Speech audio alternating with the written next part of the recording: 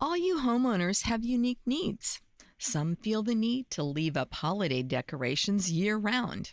Others have the need to use their garage as practice space for their new metal band.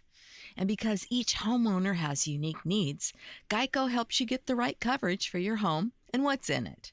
That way, you get exactly what's right for you, even if your needs are unique. Get more with Geico. Welcome back to Heaving Bosoms, the podcast where two best friends recap romance novels while offering insights and impressing each other with pretty straightforward metaphors.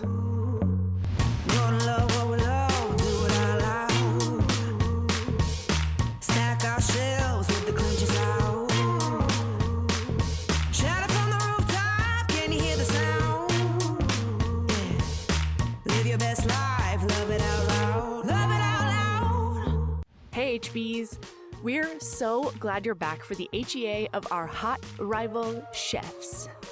When we left off yesterday, these two culinary geniuses had just kissed for the first time, but Vera was still grappling with her abusive past. Let's jump back in.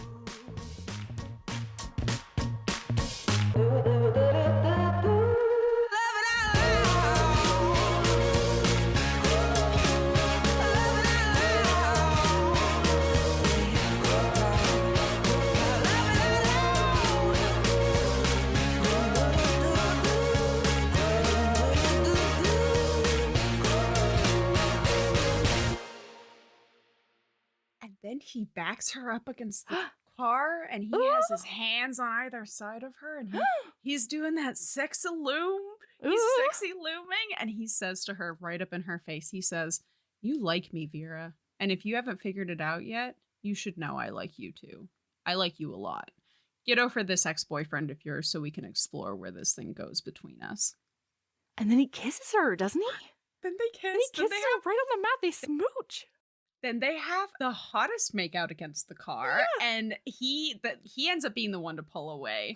And he he's like walking backwards, and he's like basically like stay in touch and winks, and then ambles see you around like the sexiest bastard in the world. And then he gets on his fucking hot motorcycle and vroom vrooms out of there. I'm such a slut. Stop for somebody it. on a motorcycle, Killian. Like, God damn it. So then, listener, we're going to kind of cruise. We got to motor a bit. We've talked a lot about Derek, and we've talked a lot about domestic abuse in general and things like that. And so we don't necessarily need to dig into all of the details here. But Derek shows up. She's working one night, and he shows up at the window. And and the first thing he says to her, this asshole, he says, "So glad to know that you're alive." Freezes. And she's like, she freezes, obviously. And she's alone in her truck because her brother left a little bit early to go on a date. And she'd already talked to him, and she was like, "I'll have Wyatt walk me to my car at the end. Like, it's no big deal. Please go." But then Derek shows up, and he's like, "You made me look like an asshole. Like, where did you go? I filed a missing persons report. People were asking me where you went, and I didn't have any fucking answers for them." And she tries to say something, and he literally goes, "Shut up," as he keeps on like quietly but like politely berating her. And she's like, "Derek, you need to leave." And he's like, "No, I have all your stuff. Like, you need to come home. I'll change." Like, he does the whole thing. And finally, Wyatt comes up and he says, "Vera, are you okay?" And she's like, "Oh, no, actually, would you come in? I actually could use your help with something." And Wyatt is like, "I can do that, but I left my phone in there. Just let Killian know that, like, I'm going to be helping you for the rest of the night." So she texts him, Wyatt. Boy, he shows up. Wyatt's like, "Sir, you need to leave." And then she hears Killian go, "We have a problem here." And Wyatt's like, "Yeah, this guy won't leave." And also at this point, Derek is being like, "You're fucking done in this industry," to Wyatt because he's wearing a chef's coat. And even before that, though, this is fucking gross because Wyatt's like, "You need to leave, sir." And Derek's like, "I'm just trying to order some food. Like, I just had to talk to Vera first. I just needed to talk to her for a second. I needed to talk to my girlfriend." And Vera's like, ex-girlfriend. Girlfriend. Yeah. Also, he's been like, you don't need this food truck. You know, have you heard, like, my restaurant's taken off. I'm getting, like, national attention. And he's like, I want you. I need you back. I want you by my side. And she immediately clocks in to the wording. And she thinks to herself, I'm good enough to be a girlfriend, but I'm not good enough to be an employee. And she looks at him and she says, by your side, but not in your kitchen. And then this slimy fucker is like, by my side in my kitchen? Like, I just want you back no matter what. You can be in the kitchen. She's just like, you fucking liar. That's you a fucking lie. liar. So he finally leaves. Killian is like, all right, I'm going to go ahead and get all of my stuff figured out. Wyatt, you stay here. You help. I'll be back in 30 minutes and help her close up where she's done for the night. And she's totally okay with that. She's like, yeah, I'm out. She's I'm done. shaking. Like, she's fully in shock at this moment. Yes. And then this is when Killian puts Wyatt in charge of the kitchen. And Wyatt has to be like, oh, I have to tell Kara that I'm taking over and, like, I'm in charge now. And it says in the text, like, he kind of looked like he really did not want to tell Kara that. Like, he did not. Oh, it's so funny. So when Killian gets back, he helps her take her stuff to the car. And this is when he learns everything. Like, she ends up telling him everything that happened when... Well, and I loved this moment because the way that it unfolds is so beautiful, and it really underscores how comfortable she is with him because she hasn't even told Molly the extent of what happened in that relationship. Oh, is that it? Okay. Yeah, Molly's the only one. Yeah, but even who she knows. doesn't know everything. So he says, like, so Derek is your ex-boyfriend. And she's like, yes, Derek is my ex-boyfriend. And she asks if he knows him. And he's like, we sort of came up in the same circles and, like, I know him. And did he hurt you?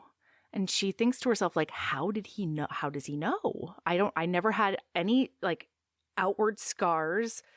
There was never anything like that. And he says that a friend of his casually dated him for a minute and there were signs. Mm-hmm. And she didn't let it get serious. And then he says, and he's the reason you went to Europe. And she's still kind of covering for him. And so she's like, he didn't drive me to Europe. I went there on my own. And then he goes, tell me everything. I want to hear all of it. And the way that he says that in such a commanding, demanding way, but she doesn't take it like that because that's not actually how he means it, is so indicative of the... Yes. It's so indicative of the different dynamic they have. And she does. She tells him everything. She tells him everything, and then he says to her, however you see yourself or remember yourself is a lie. He hurt you, Vera, and that is unforgivable. But what you did, staying when you couldn't see a way out, when you lived in fear, when he lied to you over and over and over, that wasn't wrong. You didn't do anything wrong. That's his voice in your head, not yours. Yeah. He's still feeding you the lies that kept you trapped for so long. You're brave and you're strong and you're so damn resilient. It might have taken you longer than you wanted, Vera, but you did it. That makes you the hero of this story, not the victim. You're the survivor. You're moving on. And, it's just goddamn beautiful. And he says, I need to hear you say that you understand and that it wasn't your fault. And she's like, I still can't. Like, I'm sorry. I still can't. But they end up kissing, and the kissing goes from 0 to 100. it's hot. It's hot. It's hot because and I loved this because there were a couple of things that she sort of calls herself out during the book, being like, this could be a red flag, you know? Because later on, he's going to ask her to start a restaurant with him instead of, like, you know, going to somebody else's kitchen or running someone else's kitchen. And she's like, this could be a total recipe for disaster. But especially since she's gotten this black and white within hours of each other comparison of these two men and the way that they both make her feel and the way that like her lizard brain responds to them, I think is so well crafted from like a writing standpoint, from a narrative standpoint. And what was also really beautiful is this realization, like this book does a great job of this too. And I think that this is one of the hardest parts of the healing process from a situation. And actually not just a situation like this, but any relationship, is this idea that, oh, this is a red flag no matter what. And honestly, there's not a whole lot of things that are red flags no matter what. It really depends on the person. Yeah. And so the fact that in so many ways Derek and Killian are similar, and she's like, those are red flags and I'm never going to date somebody like that again. Yeah. Guess what? It's like they are red flags. You should you should be aware of it, and like kind of like it's good that you noticed it, but they're different people. Yeah, they have really similar characteristics. The architecture is similar, but she's realizing that the foundation is completely different. And that is what turns everything into green flags. What a sexy way to describe that. Wow. I love that. What did you just say? Like the architecture and the Yeah, like the facade looks similar. The architecture is similar, but they're built on completely different foundations.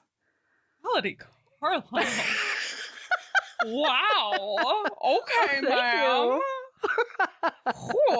So she's like putting her leg up around him, and he pulls back again, and he's like, okay, I'm gonna take you home. And she's like, wait, more?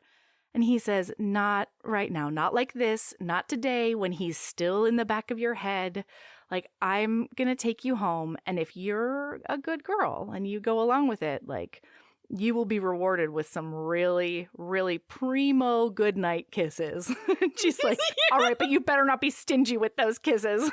Yeah. And so we end up with this like kind of like montage-y situation over the next couple of weeks, right? Where it's not actually a montage, listener. It's a lot of really delightful, cute scenes. We're montaging it because we have to we're montage here for it. 8 years. So she ends up having lunch with him at Lilu because he invites her, and he made a charcuterie board for her. And that day, he's preparing for somebody to come and do an official review of the restaurant. And it's somebody that like really doesn't like his boss Ezra or him. And so he's worried about it, but he really thinks that, he can cook his way out of it. Oh man, they end up like making out like outside of the restaurant against the brick wall. It's so cute in between. And then the next day, it's radio silent from him. Yeah. And so she's a little worried, but she's like, I'm not going to be that person. I'm going to be so chill about everything because I'm like so chill.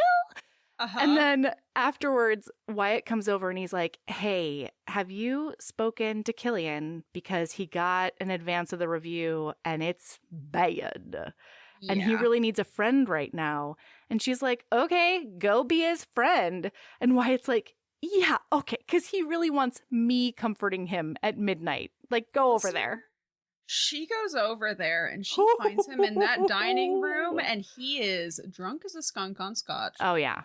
And he is like, he just looks holding so a paper copy of the emailed review. More ruffled than she's ever seen him. And then she comes up to him and she sits on him. She straddles him. She straddles his lap. Because they make this like smoldering eye contact. And she's like, there's nothing to even say. I just go over there and he puts his legs together as I straddle him because they're always on the same page. They're making out hard. He finally gets a hand on that tit. Importantly, before any of the sexy stuff happens, they're like talking because he's been complaining that Ezra is the one who's in charge of the menu. He's like, I'm not actually getting to do what I want to do, and I'm never going to be able to as long as I'm in his kitchen and all of these things. And then he looks at her and he says, we should just open our own kitchen. Yeah. And she's like, oh, she's okay. like, LOL, okay. And then he does a finger bang while she's on his lap. Yeah. Then, after she comes, he picks her up, goes into the kitchen, puts her on the counter, cooks her a whole ass meal Steak and eggs. with hollandaise sauce. Get out, sir. Oh my God. God. And then he says, I'm still hungry. Time for dessert. And then goes Down on her like a champion on that sexy stainless steel that kitchen counter. Prep table. And then I Stop like it. I you know what, listener? This book was so freaking good that I would. This is not the steamiest book. There's not a whole lot of on-page descriptive. You know what it reminded There's a lot me of like we came together in this it reminded blah, me blah. of boyfriend material. It's like that level of steam. Similar, maybe a little yeah. bit more. Maybe More a little than bit that. more descriptive. More anatomical, name Yeah. drops. But Uh-huh. other than that, yeah. Same vibes where it's like, But god damn it, like the romance that hot. infuses everything and bookends each one of the scenes is just It's goddamn hot. gorgeous. boy. Gorgeous. It's fantastic. With so many options, why choose Arizona State University? For me, the only online option was ASU because of the quality. Their faculty was really involved with their students and care about your personal journey. The dedication to my personal development from my professors, that's been extremely valuable to me. Earn your degree from the nation's most innovative university. Online. That's a degree better. Explore more than 300 undergraduate, graduate, and certificate programs at asuonline.asu.edu. So the night ends and they go home, like to separate homes and all of that. Yeah. And she is starting to reflect on her past relationship. And she is at a point where she realizes, even without the abuse, Derek and I wouldn't have made it. He wasn't what he said he was. He didn't live up to everything he offered. He was less than. He was empty. Killian was the opposite. He didn't convince me to love him. He'd given me so much of himself that the only thing left to do was care about this man. Mm-hmm. He'd proven himself time and time again to be the man he said he was, the man he wanted to be, the man I needed. He hadn't asked me to trust him. He'd just always been trustworthy. He hadn't needed me to need him. He was just the man I needed every single day. He hadn't manipulated me through sugar-sweet lies and baseless compliments I wanted to hear. He told me what I needed to hear and left everything else up to me. Oh. And she's like, this is it. He's my guy.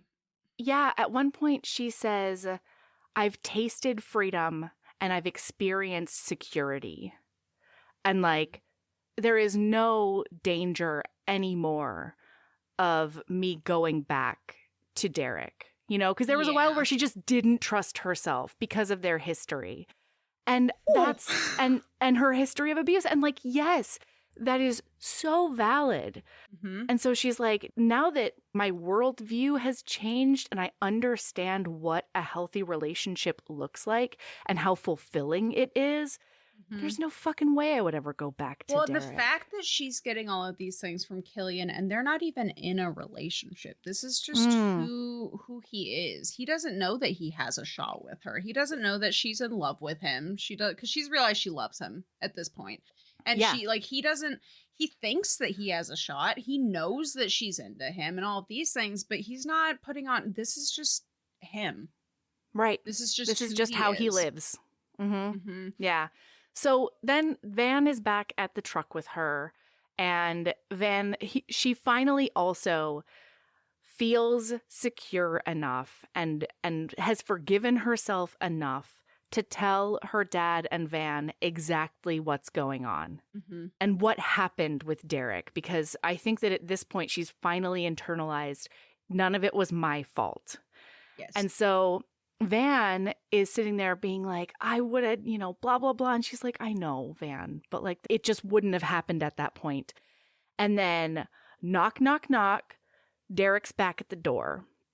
And Van is like, get the fuck out of here. It is hilarious that you are presenting yourself to me, you piece of shit. I will fucking end you. And she's like, I hope Derek's taking Van seriously because like, he's serious. Yeah, he's going to kill this man. Like, yeah.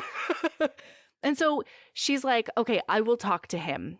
And Van steps back and he's like, are you sure? Like, this is what you want? And she's like, yeah, I'm going to tell him to leave me alone and never darken my fucking doorstep again. And he goes, oh, so you're not going to go back to him. And she's like, no, absolutely not. And also, if he lays a pinky finger on me, I want you to fucking murder him painfully. Like, seriously, kick the shit out of him if he touches me. And Van's like, can do. It's so cute. So she goes out and she finally has like the confrontation with him. She tells him that he's a horrible person and that he knows what he did, even if he's whitewashed it in his mind. Mm-hmm. And she says, I don't want to be with you and I'm not going to be with you. And at one point he's like, couples therapy, is that what you're going for? Fine, I'll do therapy with you because I'm so magnanimous and like, not all of it was my fault, remember, Vera? Even in this moment, he's saying, it wasn't all my fault, obviously. Well, and guess what? You share some of the blame. There's this idea that, like, the victim in a domestic abuse situation is, like, never done anything bad. That's not true. No, absolutely not. And like, she acknowledges that, too. Yeah, like, you're right. There were times that I was a shithead. But it doesn't change. It doesn't mean that I deserved what you did to me. Right. And it doesn't mean that I wasn't acting within the framework. Within the framework of within it. The abusive framework. And that, I think, it's a big impact. And she's like, if you come back, I'm getting a restraining order. Because she's already texted him this, by the way. She's already texted him, and like, if you show up, I'm getting a restraining order. And he's like, well, don't do anything like that. Don't do anything severe. And she's just like, okay, just to get him to leave. He loses his mind right now. Well, because that's public. Yeah, he's like, the fuck? What do you mean? What are you talking about? I'm not even doing anything wrong. And that's when both Van and Killian clock what's going on. They both simultaneously run over and get like in between her and Van. And then Derek's like, God, Quinn, get out of the way. This is none of your business. She's none of your business. And Killian goes, that's where you're wrong. She is my business. So, listener, we accidentally skipped a thing that was super did we? important. Shoot. Yes. What did we skip? It's okay. Oh, you're gonna kick yourself when you realize. So they are like, she is his business because she goes and visits his house. He is like, come home with me. And rides on his motorcycle back to his house. Because she got an offer from Ezra. He's been trying to find a new head chef for his restaurant, Bianca. And Killian, like an asshole, comes up to her at her window that day and is like, hey, you're coming to my house tonight if you're up for it because we need to talk in private. We need to talk. How fucking dare you say that? And then just leave me like. Well, and he goes, calm down, chef. Like, it's not necessarily bad. Like, this is your trauma talking a little bit. Mm-hmm. And it's great because this is also like the final confirmation she needs. Because they go over to the house and she tells him that Ezra offered her the executive chef position at Bianca. And he's like, is that what you want? And she goes, it's what I used to want. You know, like Bianca is exactly the type of restaurant that I always dreamed of cooking in. And how else am I ever going to get this opportunity? And he's like, you have other options. And she's like what? And he says, you have me. And there's been a few times when he found out everything about her last relationship, one of the things he said was, and also, you didn't need his help. Like, your flavors would have done that for you. Your flavors are going to do that for you. And so right now, he's like, look, if Bianca is what you want, then absolutely go for it. But don't take it just because you think nothing else is on the table, because you have lots of options. Not only will you be getting so many offers when people finally discover you. Yeah. But there's also me. And she's like, what? And then he tells her that he thinks that they can go the long haul, right? Like, this is going to work. He wants to start a restaurant together. He wants to be co-head chefs. And he's like, you won't have like the spotlight. You won't have the singular recognition, but you will have somebody to share the burden with you. And then she says, how can you possibly know or like be comfortable with this? And he says, it's more like this. When I got to Joe's and got to know, he talks about how like he just knew because he doesn't let people in. That Joe and Ezra were his family. He knew they were his family, even though he probably wouldn't have chosen them in the moment. Mood. And he says, but once it happened, it was done. I can no more stop loving them than they can stop loving me. And when I found cooking, it was like this thing that just clicked or fastened or came together. I knew it was my calling. I'd found my purpose in life. And with you, I found you, and there was this tug to get to know you, to find out everything I could about you. I couldn't ignore it. I didn't want to ignore it. As soon as I opened the door, you became more. You were significant and important and right. You settled inside me like you were always meant to be there. I found you, Vera, because I was supposed to find you. At some point, we'll fight. In the future, things might get difficult. I'm never going to be an easy person to get along with.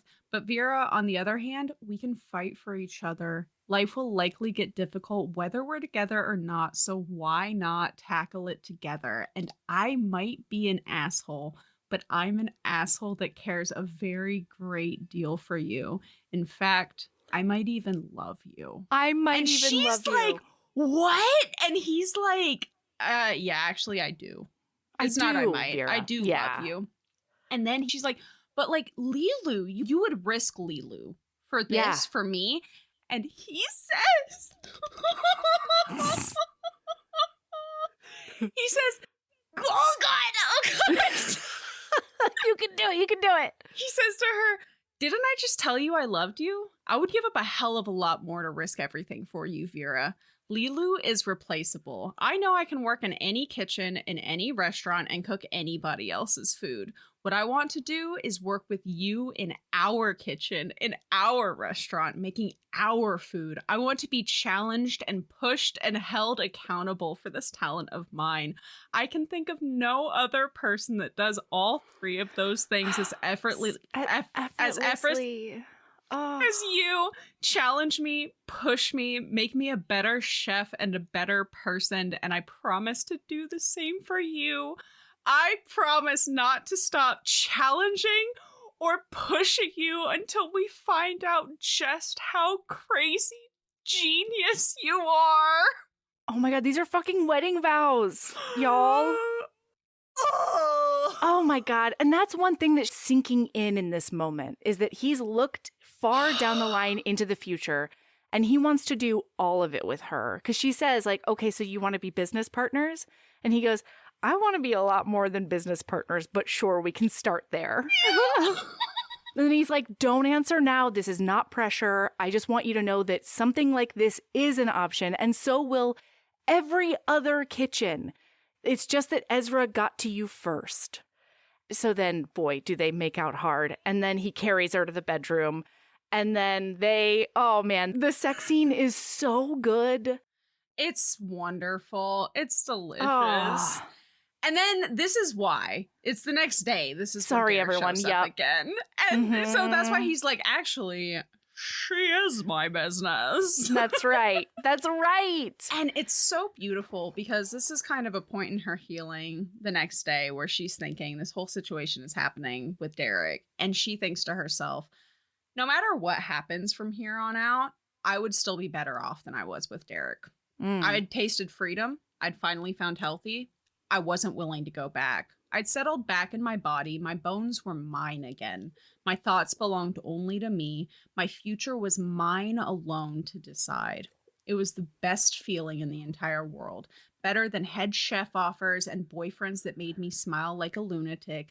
Better than this career I loved so very much or the dreams I was just beginning to chase again.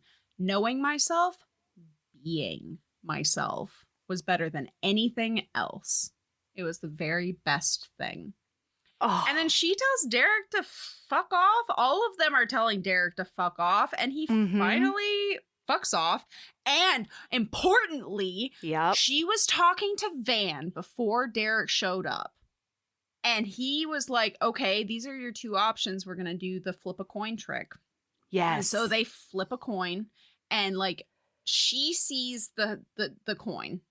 The If you don't answer know is the flip a Bianca. coin, yeah, if you don't know the flip a coin trick, listener, it is where there's a 50% like you have two options and you put heads on one, tails on the other, and then you flip a coin and whatever it lands on, if you're relieved, that's actually that is secretly what you actually wanted. You find out your gut reaction when the Mhm. coin flips. Yeah. And then hopefully you go with your gut reaction. And we don't know what that gut reaction was because that's when Derek showed up. And then when Derek's gone, she goes up to Killian and she grabs onto him and she says, yes. And he's like, yes what? to everything. Yes to everything.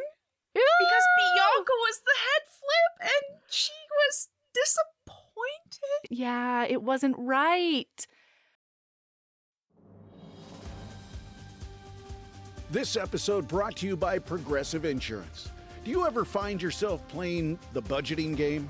Shifting a little money here, a little there, and hoping it all works out?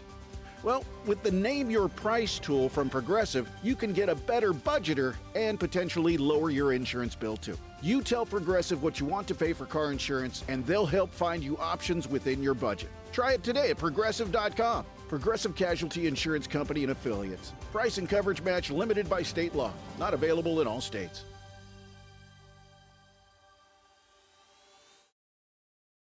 And so they're together forever. The end, her dad is cancer free. And the epilogue is later on, a couple of months later, they decide.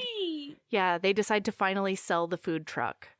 And then people start showing up and like Ezra is there and Molly's there and her dad is there and like, okay, but then like Joe shows up, the foster mom, and she's like, okay, no, seriously, what's going on?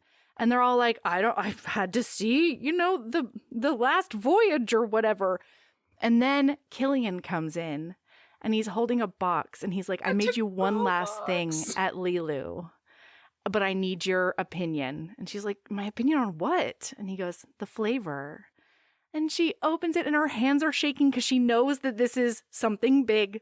She opens it and it's a goddamn engagement ring.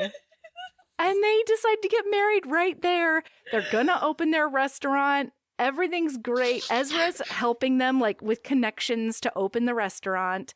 Yeah. And can I tell you what happens in like, I think the second chapter in the second book? They name the restaurant finally because they are going back and forth.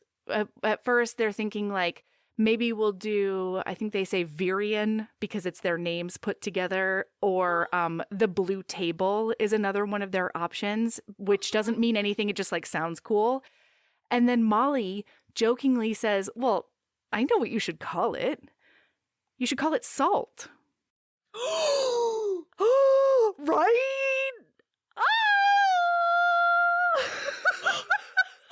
It's the best name for a restaurant for them.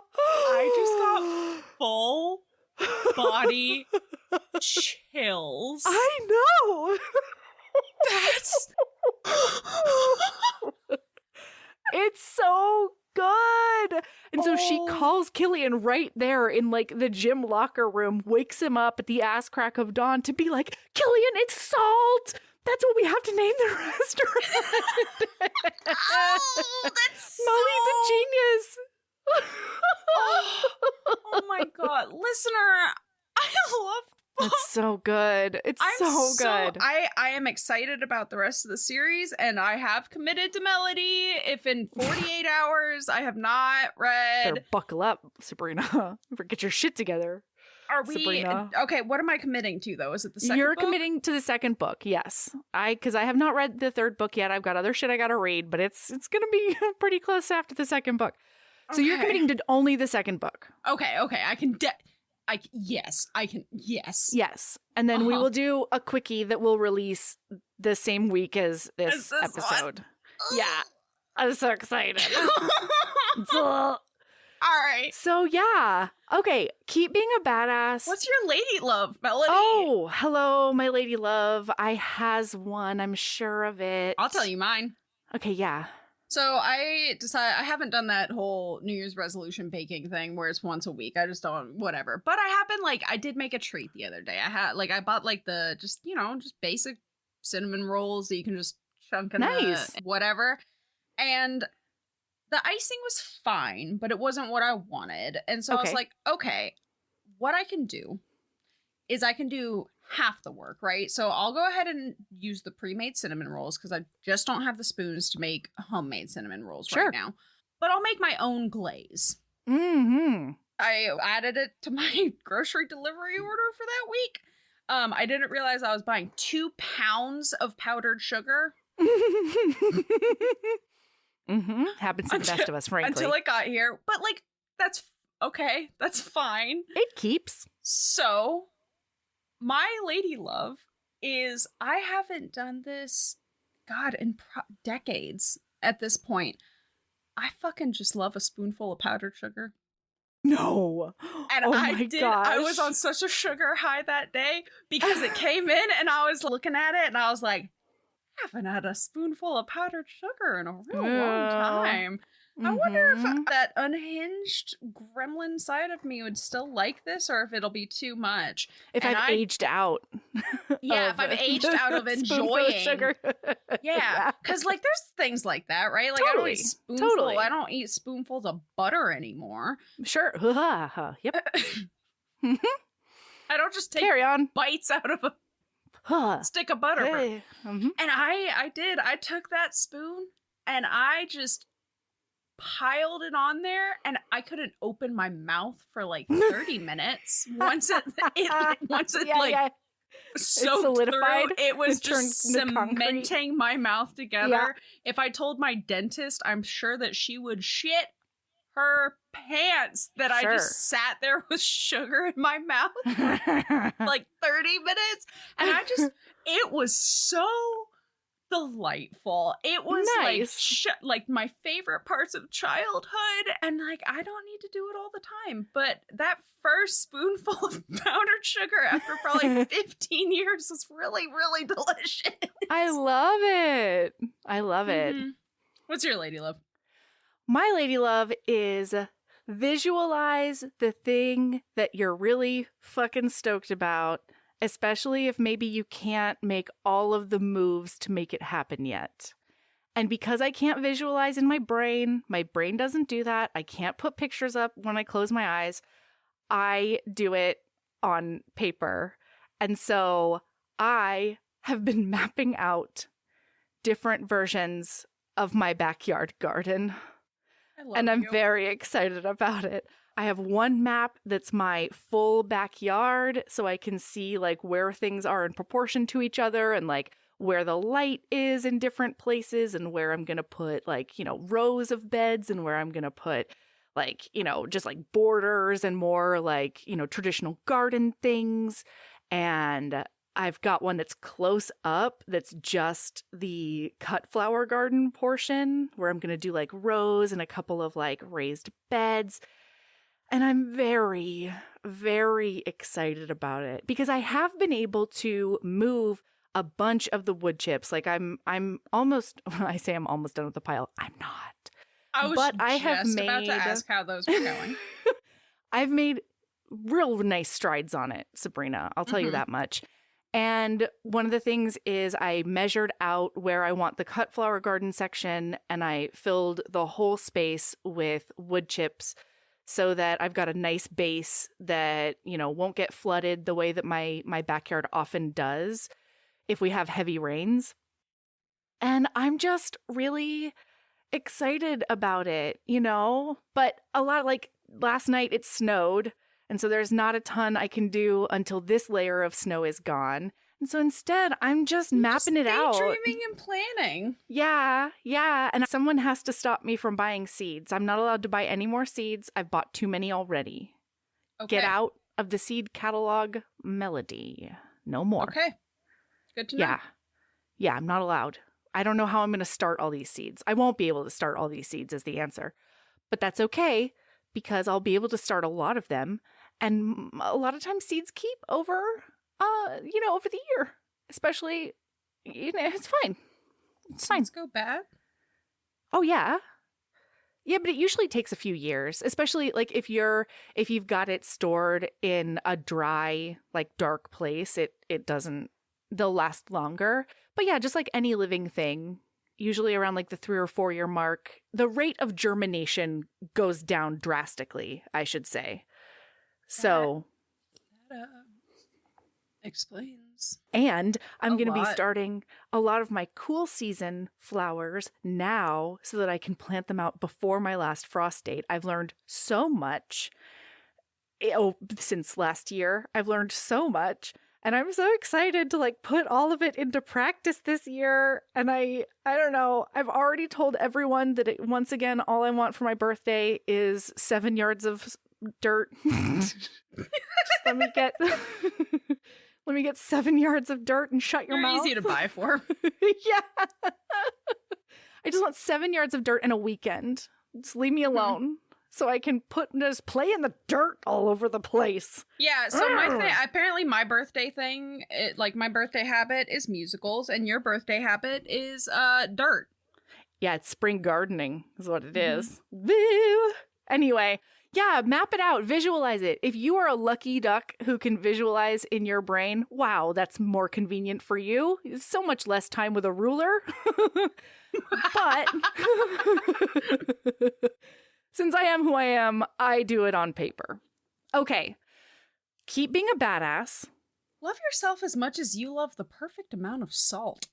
Oh my God, yes. Love yourself as much as you love naming a joint venture after an inside joke.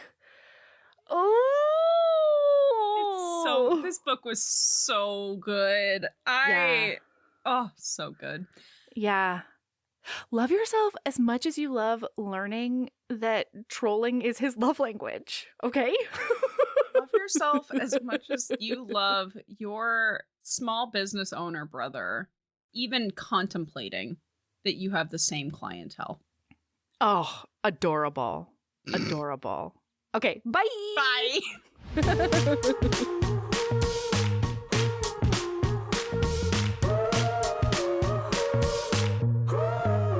Thank you for listening again this week. We so appreciate you.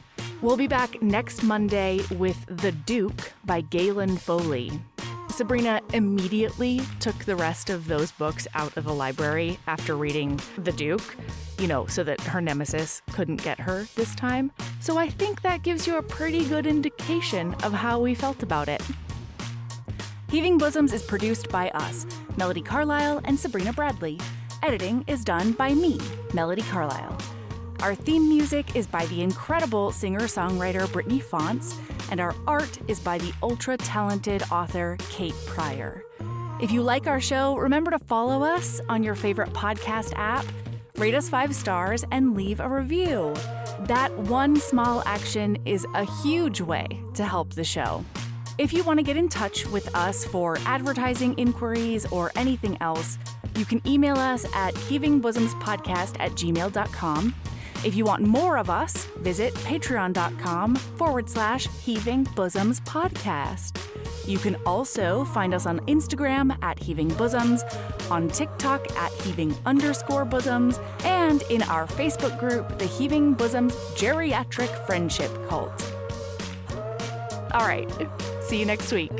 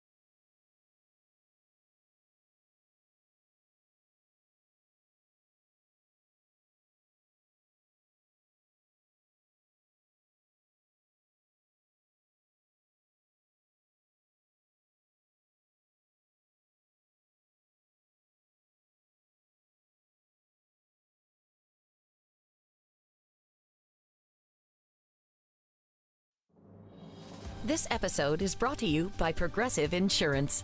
You chose to hit play on this podcast today. Smart choice. Progressive loves to help people make smart choices. That's why they offer a tool called Auto Quote Explorer that allows you to compare your Progressive car insurance quote with rates from other companies. So you save time on the research and can enjoy savings when you choose the best rate for you. Give it a try after this episode at progressive.com. Progressive Casualty Insurance Company and Affiliates. Not available in all states or situations. Prices vary based on how you buy.